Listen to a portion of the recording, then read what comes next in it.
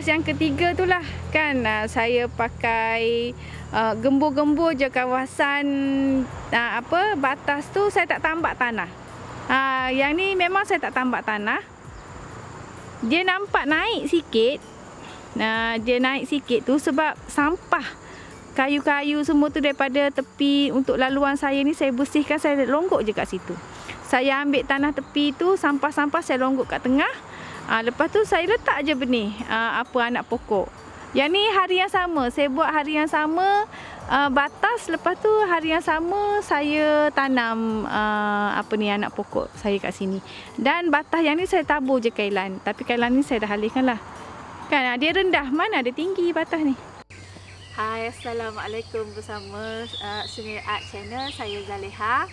Hari ini saya nak berkongsi tentang cara buat batas. Ada kawan-kawan orang kata yang datang singgah, selalu ramai juga yang tanya kan, buat batas sendiri ke? Kan? Yelah, memang saya buat sendirilah, saya sendiri yang buat kan. Macam tak percaya. Sebab bila kita sembang-sembang tanyalah kerja apa kan. Saya jururawat. Saya berhenti awal tahun 2018. Waktu tu saya berumur 46. Nak mencari apa yang saya sukalah kan. Kita cari kehidupan apa yang saya impikan. So saya suka berkebun dan saya buatlah kan. Batas sayur ni ada beberapa cara yang saya buat kan. Batas sayur je kot. Tak perlu ada undang-undang, tak perlu ada peraturan. Untuk sektor peladangan mungkin ada cara dia, tapi kalau saya ikut kesesuaian tempat dan ikut kemahuan kita sendiri kan. Macam kita makan, kita nak makan lauk apa, kita nak makan berapa jenis lauk, sayur kan sama juga. Saya punya batas sayur ada berapa jenis cara yang saya buat. Dan kalau nak kata saiz tu macam-macam saiz ada. Kan ada yang lebar, ada yang gemuk, ada yang kurus. Ada yang panjang, ada yang pendek kan. Ada yang tak ada batas tu kan. Main letak macam tu je. Saya just gembur-gembur sikit, taruh tanah bakar dan saya taruh benih je. Kan saya akan cuba ada 3 jenis lah lebih kurang kan yang saya buat so far. Ada 3 jenis. Satu jenis tu daripada awal-awal lagi saya dah longgok dah. Saya dah longgok tanah, saya dah longgok sampah-sampah ni lah, sampah macam ranting, daun kayu, tanah-tanah bakar, tanah-tanah yang bersih-bersihkan. Yang kita nak bersihkan pasal rumah ni, kita longgok je kat situ dulu kan. Saya longgok kat situ lama, saya biarkan kat situ. Bawah tu saya letak ranting kayu yang lebih besar lah. Atas tu saya letak rumput sampah-sampah, jadi dia tutup. Lepas tu saya letak pula tanah-tanah dan tanah bakar ataupun sampah-sampah bakar kan. Saya ambil, saya longgok kat atas tu. Type yang kedua, saya ambil tanah lain, saya longgokkan, saya buat batas. Orang kata kalau orang Kelantan panggil angkat room. Kan angkat, kita tinggikan batas tu daripada level tanah biasa tu, kita tinggikan sikit. Type yang ketiga, saya terus gembur-gembur atas tanah tu, saya terus tanam je. Saya terus tanda sikit kan, saiz berapa. Lepas tu saya just ambil sampah tepi-tepi tu, saya just letak situ, saya gembur-gembur kat tengah tu, saya siram dan saya tanam tu. Kan ada yang tu senang, tak penat, cepat je siap kan. Waktu tu nak tanam, waktu tu buat, waktu tu boleh dah start orang kata tabur benih ataupun letak anak pokok. Jom saya kongsikan Okey. Sebelum buat batas, di antara peralatan yang kita perlukan kan, biasanya beberapa tools lah kan, tools ataupun peralatan yang kita perlukan. Satu, saya panggil ni cok betul. Orang sini panggil, saya tak tahu lah panggil apa kan. Sama saya pun dah dekat panggil cok. So cok betul, betul tu lurus lah. Cok betul berat ni besi kan. So yang ni guna dia, saya senang nak buat garisan, nak ikut garisan. Lepas tu nak kumpul tanah. Kan, angkat sikit je dia berat. Dia berat. Masa angkat je kita apa, tapi masa empat tu dia apa? Dia berat sebab besi. So yang penting lagi ni lah campur. Kan? Kita nak angkat. Kita nak campur ke nak angkat batas. Saya tak pergi kelas pun, kan? Pandai-pandai sendirilah, kan? Kalau campur ni, kita janganlah tekan pakai tenaga kita. Macam tu tak payah. Angkat tinggi-tinggi hempak je, kan? Angkat tinggi-tinggi. Jimat tenaga. Ini simple je, kan? Tapi saya tengok buat rapat-rapat macam ni pakai tenaga kita. Tak payah. Angkat tinggi-tinggi. Tak payah nak tekan, kan? Masa angkat je. Pakai tenaga. Satu. Yang ketiga adalah scoop lah. Kan? Scoop. Kita nak apa? Nak angkat tanah. Nak angkat tanah. Nak angkut tanah. Kan macam ni. Kan? Kalau nak lagi, tekan lah. Balik.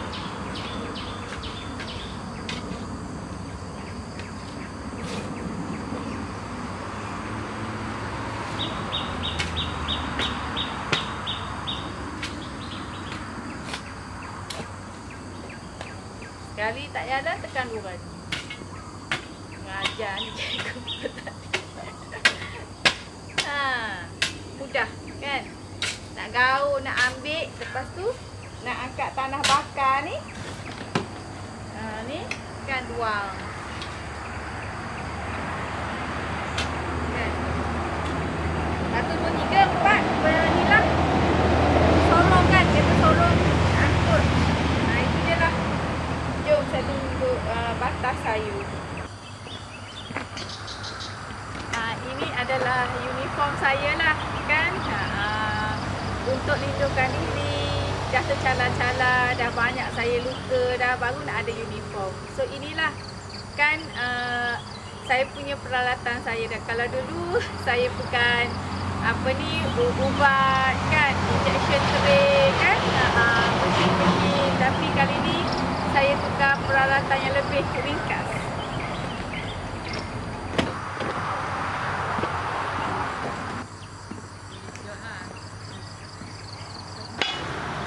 Ini adalah longgokan sampah, kayu-kayu lama kan saya bakar dan saya ambil lah dia punya abu bakar, tanah bakar sekali tu. Saya tampur dekat atas batas sayur. Yang ni saya nak ambil tanah bakar ni, nak tampur dekat batas sayur. Ni kan sampah-sampah yang dilonggokkan masa kami ratakan tanah. So, bakarlah perlahan-lahan, lepas tu ambil lah sikit-sikit kan.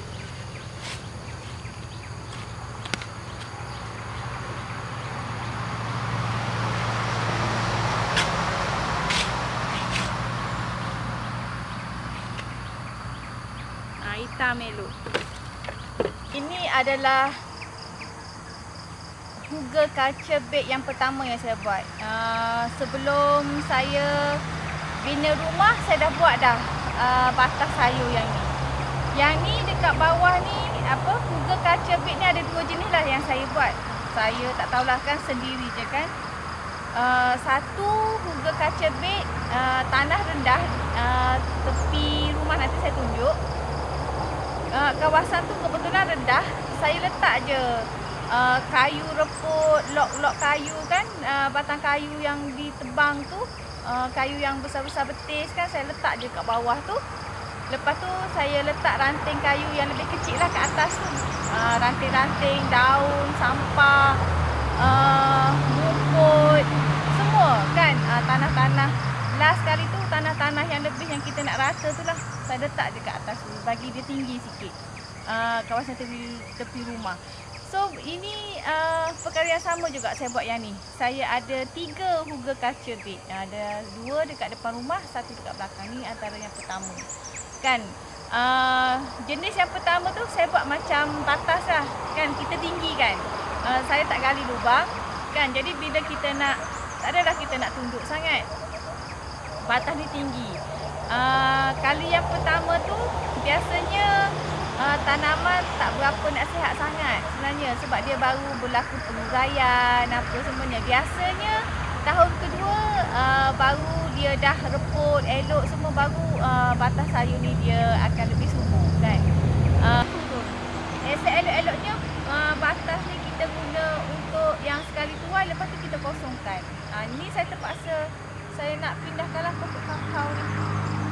Pokok kakao ni saya nak pindahkan pergi kawasan lain. Lepas tu saya nak cangkul balik dan saya tanam balik. Biasanya seelok-eloknya kita tanam macam sawi ke kacang botol ke yang sekali tuai, kita clearkan, lepas tu kita tambak tanah, kita bersihkan semua, kita siram, lepas tu kita tanam. Macam tu. Nanti saya tunjukkan kawasan depan rumah tu.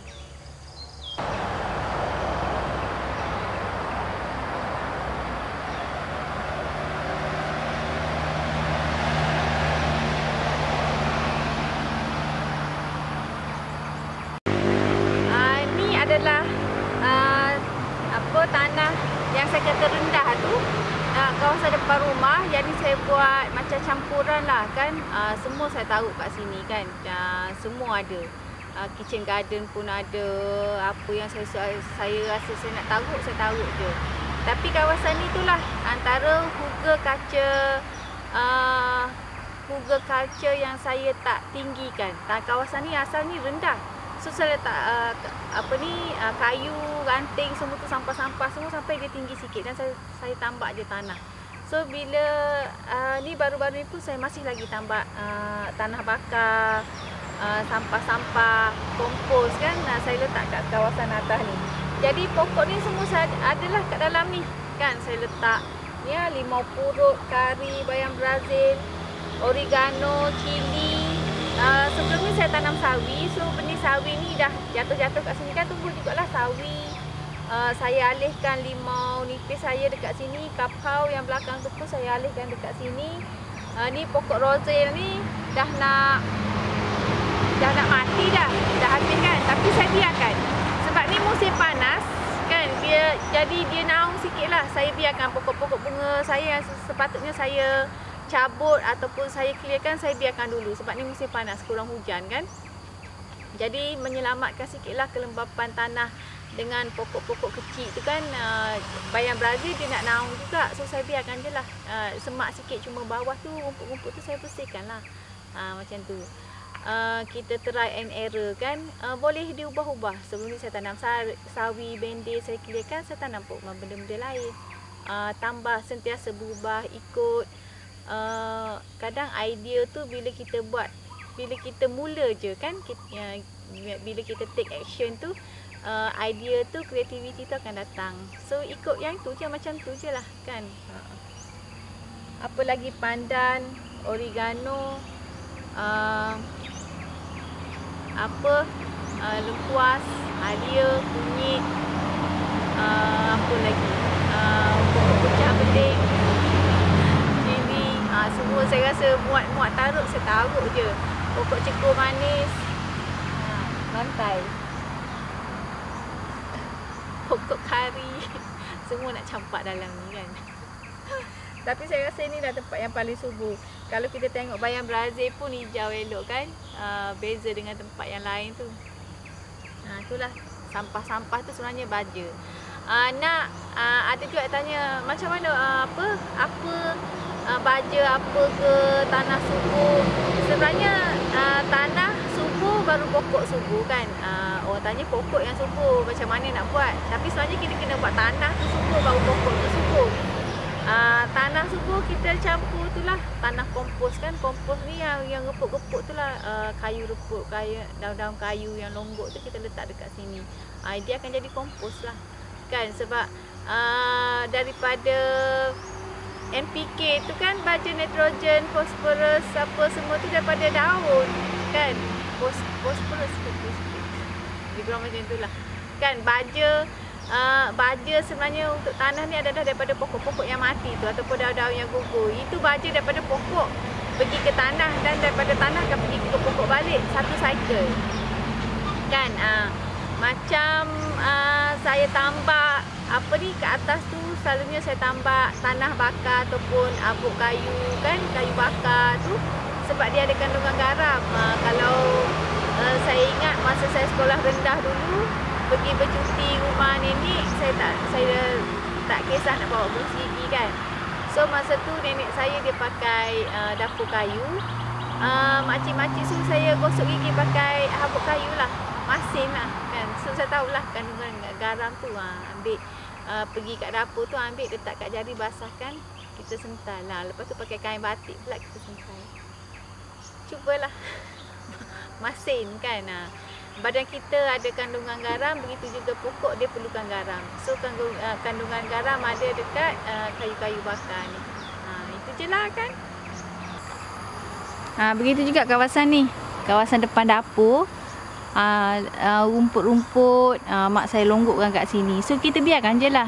Dalam tu ada baja kan, longgok. Lagi satu kelebihan dia, tanah ni kekal lembap. Sekarang musim panas kan, dia macam apalah kan, tutup tanah. Lepas tu dalam masa yang sama berlaku penguraian, akan jadi baja. Itulah kan, banyak faedah. Tak payah dibakar semua kan. Sebab sampah tu lah, sampah-sampah ni lah yang akan jadi baja ni.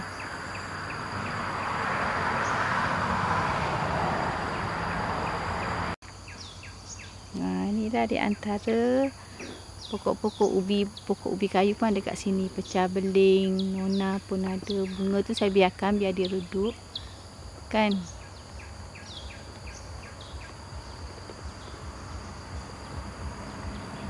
Ni saya sengaja biarkan pokok nona, pokok ketumbar, ulam raja, pokok bunga. Ni macam ni lah yang saya buat kan.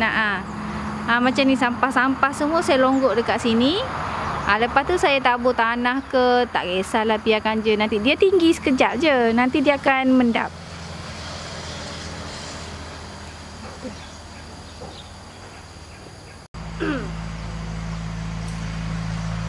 Sekarang saya berada dekat bawah beranda, tempat saya buat kerja dekat sinilah kan. Gaul tanah, isi dalam polybag, tukar pasu, tukar tanah dalam pasu. So kat sini yang saya buat. Cuma saya nak kongsikan satu rahsia kan. Perbezaan kita bercocok tanam, berkebun ni, ini pandangan saya ya. Saya minta maaf lah kalau saya tak ikut orang kan. Ini pandangan saya. Ada pandangan masing-masing. Dalam kehidupan kita, kalau kita kemas rumah, kita nak rapi, kita nak bersih. Begitu juga susun atur dalam rumah kita, kehidupan kita, tempat kerja, office. Ia adalah berlainan dengan pertanian kan. Kalau batas sayur ataupun tempat yang kita nak bercocok tanam, biar dia sampah ke berselerak, tak apa. Jangan, kita dah biasa bersih, jadi kita tengok benda tu orang kata sakit mata memandang. Tapi itu cara-cara semula jadi macam tu kan. Kalau dekat hutan, pokok tumbang, daun kayu, gugur, itu adalah baja kat situ kan, semula jadi. So kita kena implement jugalah keadaan semula jadi dengan dalam kita nak sediakan tempat-tempat kita tanam ni. Macam ni, sapu-sapu sampah, sapu je lah kan. Kita sapu tempat, kita longgok-longgokkan tempat yang kita ada pokok atau tanaman. Sebab sampah bukan macam plastik lah, sampah organik kan. Ataupun barang-barang dapur, gali tanah dekat tepi tu, kita buang je kan. Sisa-sisa makanan kita, sisa-sisa dapur, buang dekat dalam lubang tu. Itu sebenarnya baja. Ignore lah, kita abaikan pandangan orang kata berselerak, tak bersih. Jangan samakan pertanian, tanaman dengan kehidupan kita. Itu berbeza. Itu sekadar pandangan saya. So ini adalah batas yang saya cakap, Huga culture bed, tapi saya tidak tinggikan sebab kawasan ni rendah kan. Saya letak samalah dengan yang dekat dapur tu, kayu-kayu, sampah sarap dekat bawah tu. Lepas tu saya tambahkanlah tanah-tanah kan. Jadi macam ni. Subur kawasan ni. Boleh bezakanlah pokok bunga kawasan ni dengan tempat lain. Yang sini gemuk-gemuk pokoknya. Bunga pun besar-besar.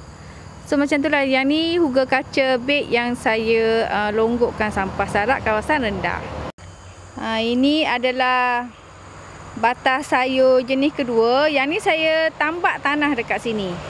Dekat bawah sama juga sampah-sampah, tapi tak adalah kayu yang besar-besar saya tak letak kat sini. Tanah dengan sampah-sampah dekat bawah tu je lah. Kan kita angkat je lah campuran tanah, longgokkan, jadilah batas sayur. Yang ni batas sayur biasa. Saiz terpulang lah kepada ini yang panjang, kurus. Lepas tu yang sawi tu lebar, pendek. Tu lah sawi. Ni batas sawi dengan kailan saya ni lebar, pendek. Sebelah sana pokok pokok bunga tu panjang, kurus, terpulang kan. Batas ubi ni asalnya saya longgok sampah-sampah yang saya sapu kan. Lepas tu dah lama-lama saya tambah tanah sikit, tanah bakar sikit. Jadi lepas tu saya letaklah benih ubi. Kan subur. Sampah-sampah bawah tu sebenarnya. Dah lama-lama tu sampah tu dah reput, jadi elok lah. Lagi satu jenis batas adalah saya tak tambak tanah sangat. Saya just gembur-gemburkan je. Tapi yang ni dia dah macam lama-lama dia naik sikit tempat kangkung ni. Sebab saya tambah tanah bakar, saya tambak tanah-tanah ni kan, kompos semua tu dia akan naik sikit. Yang ni saya just gembur-gembur je. So ini adalah batas tu, mana ada tinggi kan. Saya just gembur-gembur sebab kawasan ni, kawasan asal saya pakai sampah. Saya pakai sampah, lepas tu dah lama saya bersihkan dia rata. Dan saya just gembur-gembur kawasan tengah. Saya terus tabur biji kailan dekat sini. Yang tu kacang panjang dah besar. Sama juga 4 batas dekat kawasan ni. Saya buat macam tu lah, mudah. Tapi saya tahu tempat ni subur lah sebab kawasan ni saya bakar sampah kan. Tak payahlah nak tambah. Sampah sikit-sikit tu letak kawasan tengah, dia mengekalkan kelembapan. Subur anak. Pokok kat sini memang subur.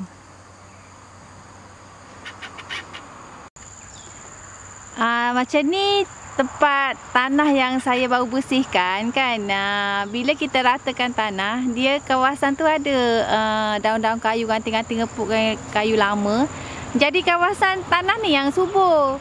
Kalau nak buat batas, terus je buat batas dekat sini. Dia memang subur sebab dah ada baja organik yang asal kan.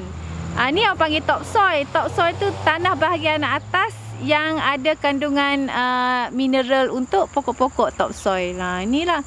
So benda yang sama lah saya buat di kawasan tanah ni untuk tanaman sayur kan. Yang tu saya bakar. Lepas tu bila dah bersihkan kawasan atas, just gemburkan terus tanam. Tak payah nak buat batas-batas dah. Cuma bentukkan je lah untuk kita lalu kan. Itu je. Okey, jadi itu adalah itulah kan, setakat itu yang saya mampu kongsikan, bagaimana cara saya buat batas sayur, bagaimana saya nak suburkan tanah pertanian tu, tanah tempat saya bercocok tanam lah kan. Seelok-eloknya anda buat sedikit carian sebelum start kan. Banyak menonton YouTube, banyak search Google, macam tu kan. Dia sedikit sebanyak membantulah kita kan untuk memberi kepuasan hasil dia. Itu je lah. Bila hasil puas, kita rasa lebih seronok kan. Sekian sahajalah sebelum tu. Saya harap perkongsian ini sedikit sebanyak dapat membantu anda dan rakan-rakan di luar sana. Sudilah kiranya anda bantu saya, support channel saya dengan subscribe dan kongsi video saya untuk rakan-rakan kita yang minat dalam bidang pertanian kan. Itu saja. Bye. Assalamualaikum warahmatullahi wabarakatuh. Bye.